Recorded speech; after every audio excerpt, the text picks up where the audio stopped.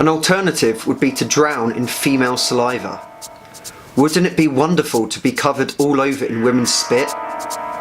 If I could die drowning in it, that would be my ultimate dream come true.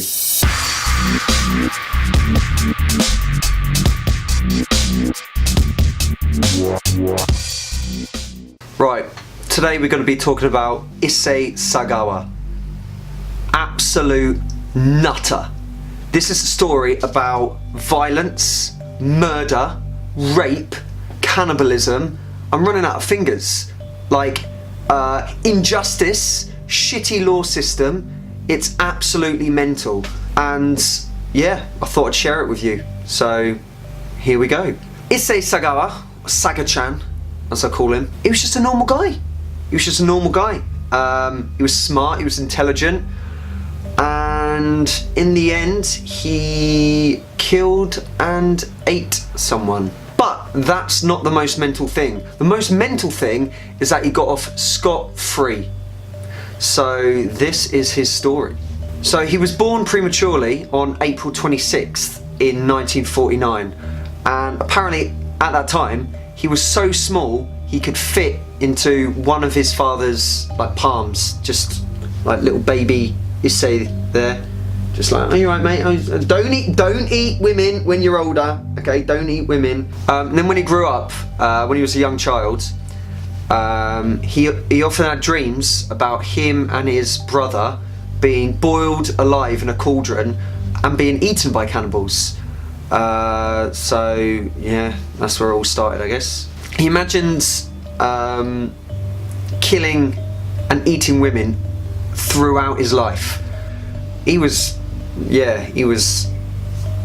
mental. Now, he often thought about the movie Sleeping Beauty. You know, perfect love story. A princess is sleeping until her true love, or a prince, comes and kisses her, wakes her up from her slumber. He thought it was about a cannibalistic witch, and so he wanted to find a woman who was the most beautiful woman in the world and eat her. So the fact that he found Sleeping Beauty to be about a cannibalistic witch instead of like a happy love story with a good happy ending, it's kind of worrying. I mean, like, imagine you're a teacher and you watch Sleeping Beauty in class and you're like, right kids, please write a review about it. And you're like, okay, oh, nice Jenny, and nice, good. Oh, okay, I like the fact that you wrote about the prince and the princess. Okay, that's really good. Oh, nice conclusion, Tom. Yeah, very good. Issei, what's this about cannibalism? Mental. So in his 20s, he was in Tokyo, and he found a German woman who he was obsessed with, and he was convinced that she lived in his grandmother's apartment. I don't know if there's any verification for that or anything, but that's pretty mental. So he decided, because of that, he would break into her apartment. So one night he went into the apartment and he thought about eating her thigh. So he crept on the bed, but when he got on the bed, she kind of woke up, started screaming. Police came, arrested him, but he didn't say anything about eating or something, so they charged him with attempted rape, and he basically got off scot-free. Then he, even though he was a smart lad, he couldn't get into the university he wanted to in Japan, so he decided to move to Paris, and there he studied literature and cannibalism. I'm just kidding, by the way. He didn't study literature.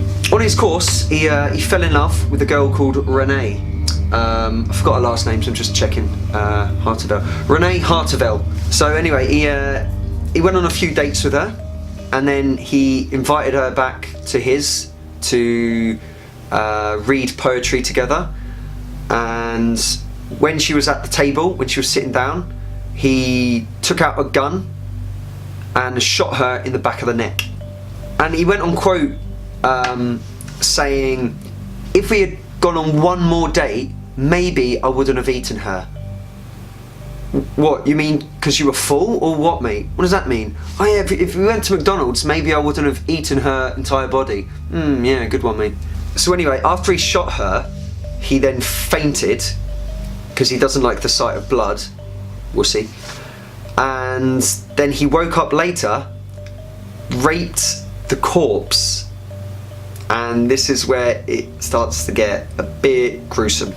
Over the next 3 days, he ate 7 kilograms, what's that, about 15 pounds of her flesh from all over her body. And I'm just going to read to you now a quote, so bear with me. "I started with the arse. I thought it looked the most delicious." I mean, well, don't get me wrong, I mean, bums are very nice, but I wouldn't say they're delicious, and I wouldn't want to cut it up with a knife and eat it. I mean, they're attractive, yes, but not the same standards, mate, not the same standards. It had to be the right cheek first, not the left, because the left cheek is closer to the heart, and I'm scared of blood. Like, what is that about? So anyway, he tried eating her bum, the right cheek, remember, guys, but he couldn't tear into it, and it hurt his jaw. So he went to the kitchen to get a knife, but the knife wasn't sharp enough, so he couldn't cut a bum. So he decided to go to the market. So he went to the market, he bought a bigger and sharper knife, and then he decided to cut up a bum and eat it. Then he decided that he wanted to keep the favourite parts of her body in the fridge. So he cut up her lip, breast and thigh and carefully stored it in the fridge. So yeah, over the next few days he just kept eating it, like, that's mental, innit? But in the end he decided to dump the body in the local park. So he called for a taxi, put the body parts in the suitcase. Taxi driver lifted up the suitcases in his car and he said, "Is there a body in there?" And the Issei Sagawa said, "No, just books," and the taxi laughed it off. So he goes to the park about 8 PM at night, and there's still quite a lot of people there and it's quite sunny. So he goes to find a quiet spot, gets there, and he stops. And he stops to look at the lake and all the beautiful colours, and then a man behind him says, like, "Excuse me," we're in French, "Excuse me, are these your bags?" And he said if he had said yes, the man might have left it alone, but he said no, because obviously he was worried. So the guy started opening the suitcases, thinking it might be a bomb or something, I guess. Saw the bodies in there, shouted, "Murderer!" And then he basically, he walked away, and it took the police 4 days to find him. So yeah, 4 days later he was arrested. So he's now in the hands of the police. He's done, he's sorted, right? We've got the gun that matches up to him, blood. We've got the fact that there's her body in his suitcases, in his apartment, in his fridge, and then he openly admitted it. He went on quote saying, "I killed her and I ate her flesh." So literally, this is 100%.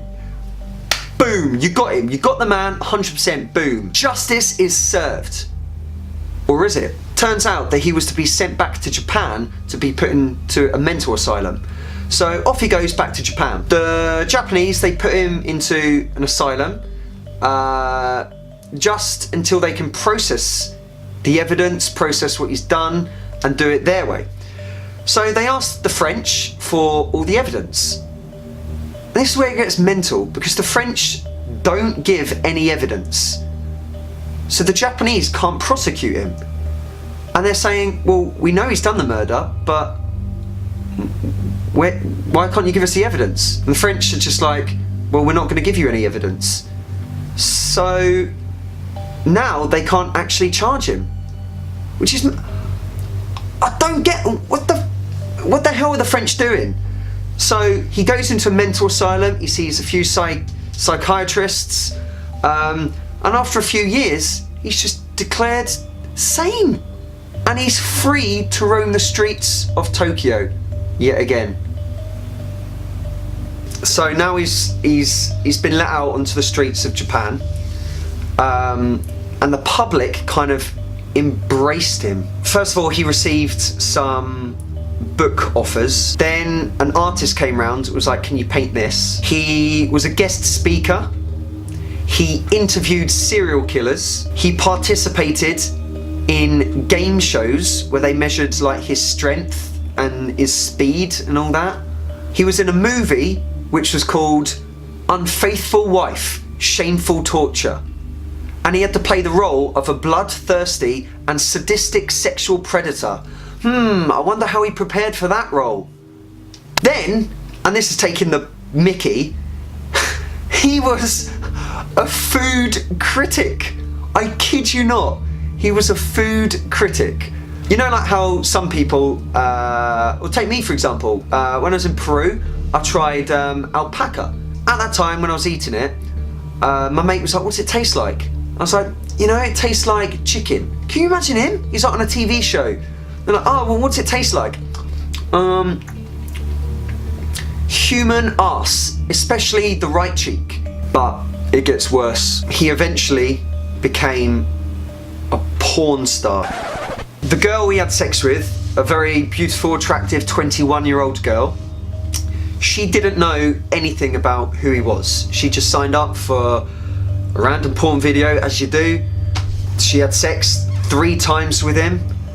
And then afterwards, they sit down and he tells her about his life and what he's done. Afterwards, as she's receiving the news, she says to the cameraman, who just basically filmed her having sex, oh, I'm shocked. I'm shocked. And she's like, oh, you put her body parts in the fridge, did you? Mental. Mental. What gets more mental, again, is that she then became friends with him and is still friends with him to this day.